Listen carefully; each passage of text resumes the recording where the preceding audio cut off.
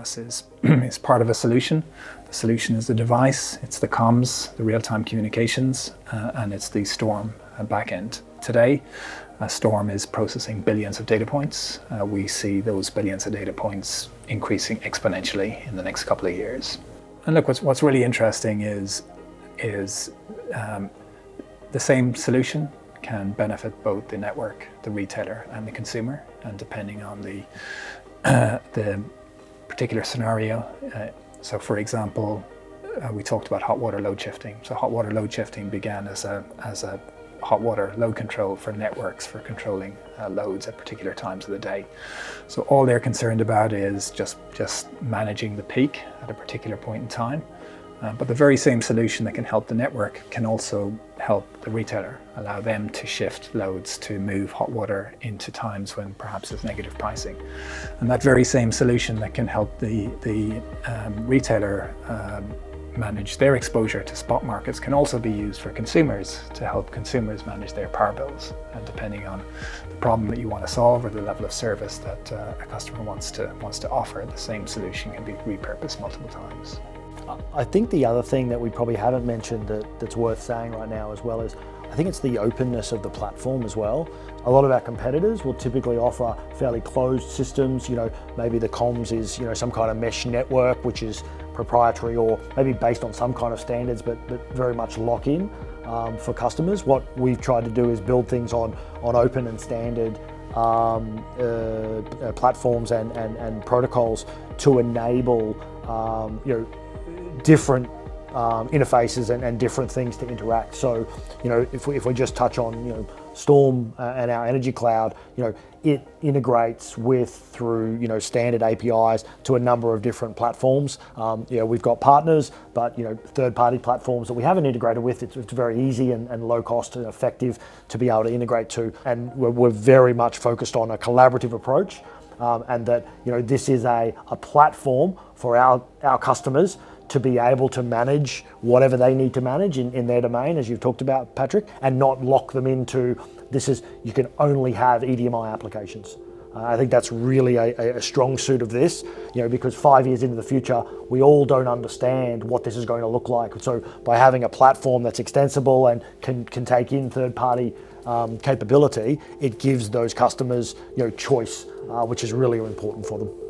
Yeah, it's key. Just keep your options open and understand that there's many inputs to this, and there's a lot of hard stuff that we've done and deliver that then opens up some more specialist solutions in terms of little aspects of the problem that someone has a really great idea. Perfect, exactly. So it seems like everyone's talking about AI these days. Can you see a way that artificial intelligence would come into the sort of problems we're trying to solve with the solutions? Yeah, what jumps out at me is the challenge around dynamic operating envelopes. There's a lot of talk about it. Broadly, this is about trying to increase the hosting capacity on distribution networks without having to invest significantly in poles and wires. There's been reports that at the current levels, hosting capacity is often 10-15% of the actual hosting capacity is 10 or 15% of what the poles and wires are actually capable of. But the challenge is you got to maintain enough buffers so that if the worst thing happens, the grid stays stable.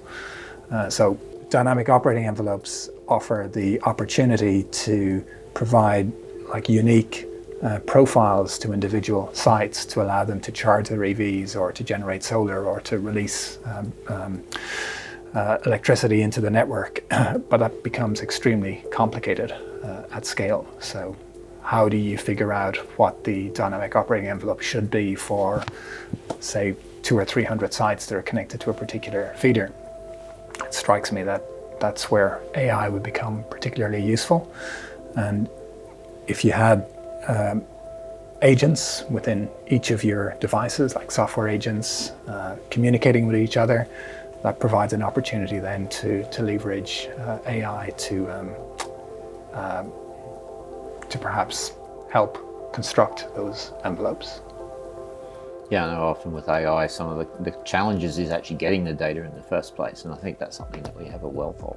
I think you've pointed to the fact that, over the next 5 to 10 years, if everyone deploys solar, if everyone has EVs, if everyone starts putting their own battery in, and, there's a hell of a lot of operating envelopes that would have to be calculated and deployed to those sites. And then I guess exactly as you pointed out, for example, sitting on one of our edge intelligence devices, let's call it, an AI agent controlling each of those different homes, that, as you said, we've done a lot of work around learning about how that works, what that works, and we've got clear rules about, the priorities of that end customer and optimizing their bill, but also that particular distribution transformer that they're connected to. And, that AI agent is talking to the other AI agents on that same transformer, and they're all collectively making decisions for the good of the community.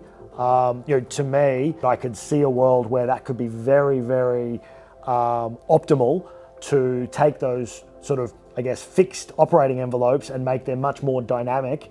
And you don't have to update rules centrally that, those AI agents are making those decisions in real time. With it's not a full peer-to-peer. There'd be some, central controller on that network, potentially on that distribution transformer, that could then coordinate those. And I could see a world where that would optimize and significantly reduce the investment required across a broader grid as you add, hundreds of thousands, even millions of agents at some point. And I guess even at a smaller scale for individual consumers trying to optimize their own energy consumption, it's not the sort of thing you want to be doing manually. You want that all automated, and there are a lot of variables at play. There's the cost-effective tariffs. There's increasingly there are retailers offering consumers more direct access to the market, giving them more access to spot markets and real-time dynamic pricing. So there's an opportunity there for I guess AI to take over some of the heavy lifting in terms of figuring out when some of these smart appliances should kick in, when they should be deferred. There's a lot of they're taking on more risk than they need the tools to manage that risk. Yeah.